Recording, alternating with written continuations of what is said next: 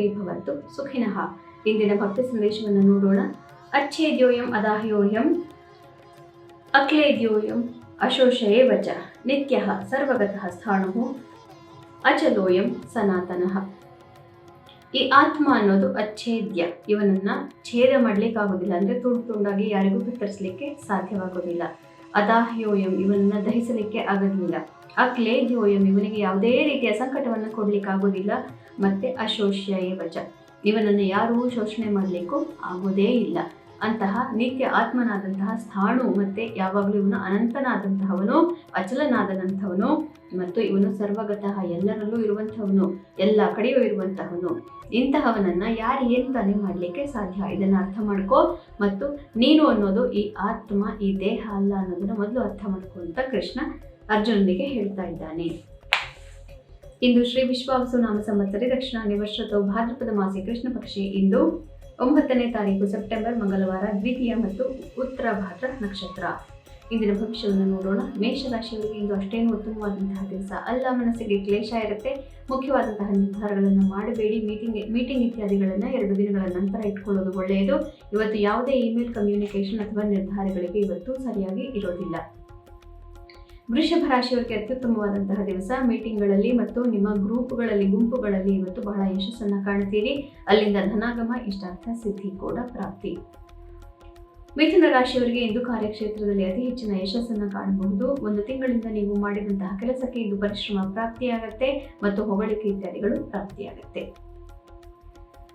ಕರ್ಕ ರಾಶಿಯವರಿಗೆ ಇಂದು ಭಾಗ್ಯೋದಯವಾಗುತ್ತೆ. ಮನಸ್ಸಿಗೆ ನೆಮ್ಮದಿ ಪ್ರಾಪ್ತಿಯಾಗತ್ತೆ ಮತ್ತು ಇಂದು ನೀವು ದೊಡ್ಡವರ ಆಶೀರ್ವಾದವನ್ನು ತಗೊಳ್ಳೋದನ್ನ ಮರಿಬೇಡಿ. ಮನೆಯಲ್ಲಿ ಹಿರಿಯರೆಲ್ಲರೂ ಇದ್ರೆ ಅವರ ಆಶೀರ್ವಾದದಿಂದಲೇ ನಿಮಗೆ ಭಾಗ್ಯದ ಒಂದು ಪರಿಣಾಮ ನಿಮಗೆ ಸಾಧ್ಯವಾಗುವುದು.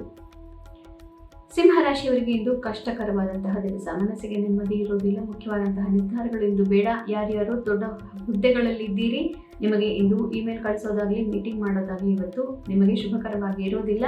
ಅವಾಯ್ಡ್ ಮಾಡೋದು ಒಳ್ಳೆಯದು. ಪೋಸ್ಟ್ಪೋನ್ ಮಾಡ್ಕೊಳ್ಳೋದು ಒಳ್ಳೆಯದು. ಕನ್ಯಾ ರಾಶಿಯವರಿಗೆ ಅತ್ಯುತ್ತಮವಾದಂತಹ ದಿವಸ. ಮನಸ್ಸಿಗೆ ನೆಮ್ಮದಿ.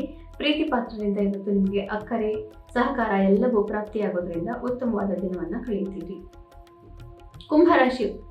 ತುಲಾ ರಾಶಿಯವರಿಗೆ ಇಂದು ಮನಸ್ಸಿಗೆ ಉತ್ತಮವಾದಂತಹ ದಿವಸವೇ ಆಗಿರುತ್ತೆ. ಆತ್ಮವಿಶ್ವಾಸ ಚೆನ್ನಾಗಿರುತ್ತೆ. ಹಿಂದಿನ 2-3 ದಿನಗಳಿಂದ ನಿಮಗೆ ಸ್ವಲ್ಪ ತೊಂದರೆ ಆಗಿತ್ತು, ಆದರೆ ಇಂದು ಶತ್ರುಗಳನ್ನು ನೀವು ಗೆಲ್ಲಬಹುದು.